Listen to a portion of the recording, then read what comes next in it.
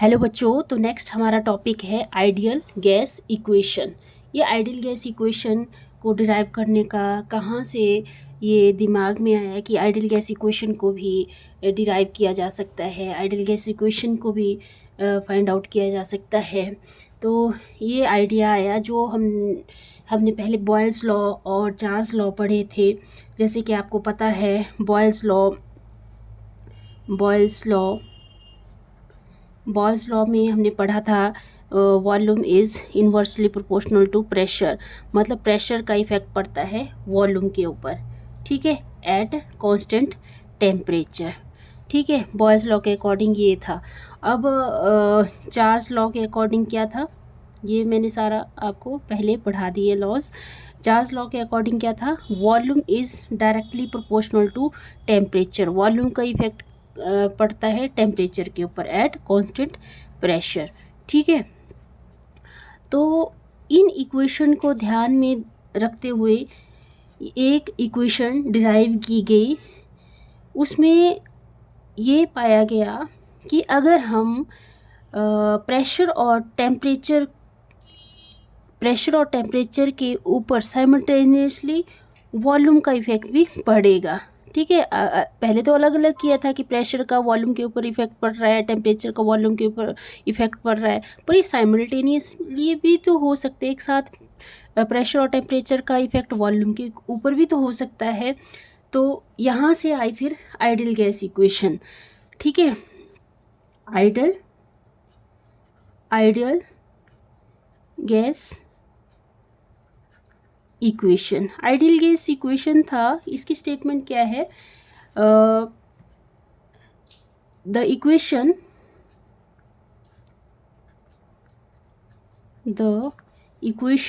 which gives the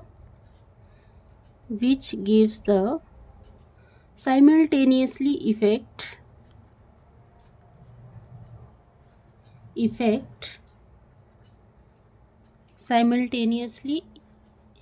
effect of temperature and pressure on the volume।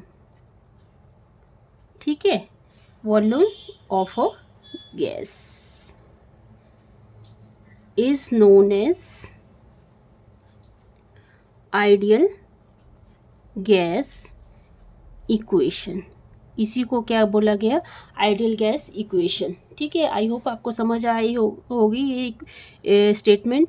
Ideal gas equation किसी बोलते हैं तो temperature और प्रेशर का साइमल्टेनियस मतलब एक साथ इफेक्ट पड़ता है वॉल्यूम पे। ठीक है, गैस का जो वॉल्यूम है उसके ऊपर साइमल्टेनियस इफेक्ट पड़ता है टेम्परेचर और प्रेशर का। इसी को हम क्या बोलते हैं, आइडियल गैस इक्वेशन बोलते हैं। तो यहाँ से फिर ये जो डेरिवेशन है ये मैक्सिमम टाइम क्वेश्चन में पुटअप की जाती है, पूछी जाती है। क्या है ये क्वेश्चन, कैसे पूछा जाता है, derive ideal gas equation,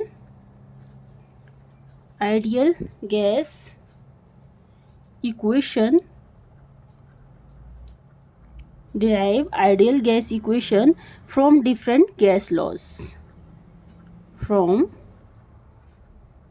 different gas laws। ठीक है, तो ऐसे क्वेश्चन पुट किया जाता है कि derive ideal gas equation from different gas law. तो कैसे डिराइव किया गया, तो ideal gas equation derived by combining, कैसे किया गया, ये बहुत इंपॉर्टेंट है, मैक्सिमम टाइम पेपर में पूछा जाता है ये। आइडियल गैस इक्वेशन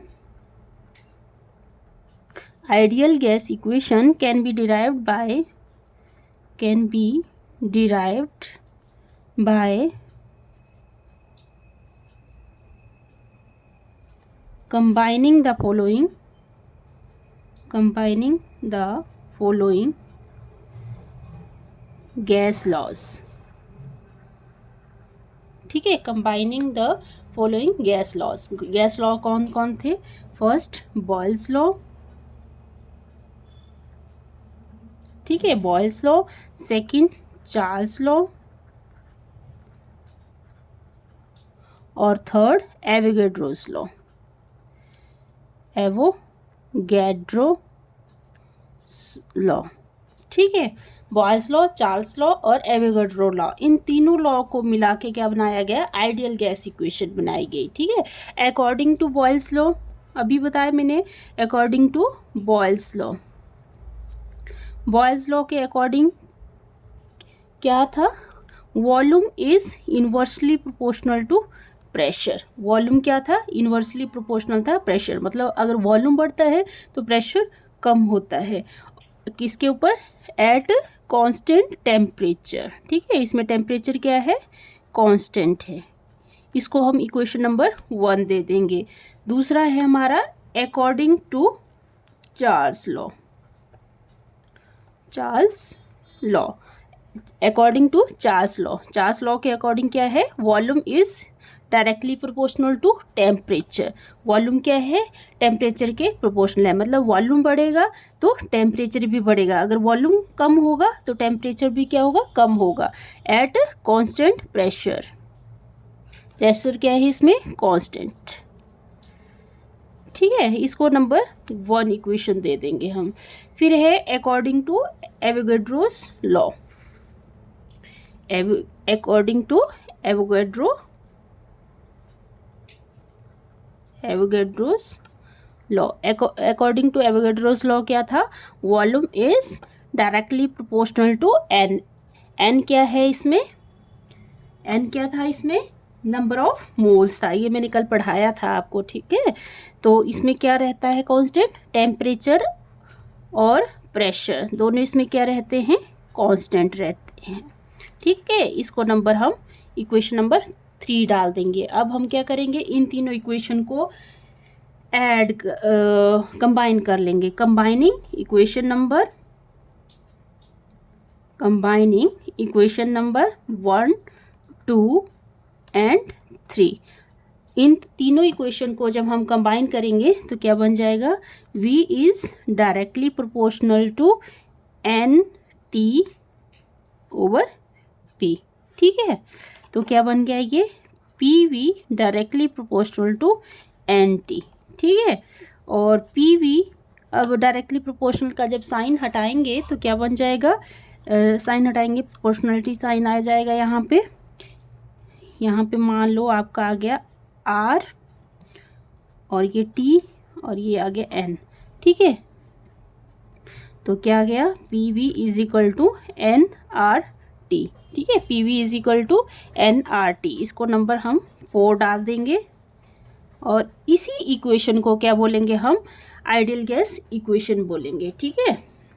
और इसमें जो देखो अब ये क्या क्या चीज़ें हैं ये भी पता होना चाहिए आपको। P क्या है, प्रेशर है, प्रेशर ऑफ गैस, V क्या है, वॉल्यूम ऑफ गैस, T क्या है, टेम्परेचर ऑफ गैस और R क्या है, प्रोपोर्शनलिटी कांस्टेंट और यूनिवर्सल गैस कांस्टेंट भी बोलते हैं इसको, ठीक है।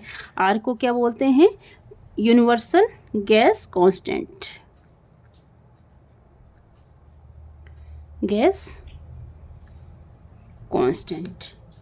ठीक है, यूनिवर्सल गैस कांस्टेंट। और इक्वेशन 4 इसको हम क्या बोलेंगे, आइडियल गैस इक्वेशन, इस पूरी इक्वेशन को क्या बोलेंगे, ideal gas equation. I hope आपको समझ आया होगा ये वीडियो। अगर समझ आया तो प्लीज़ वीडियो को लाइक करें, शेयर करें, सब्सक्राइब करें चैनल को। Thank you.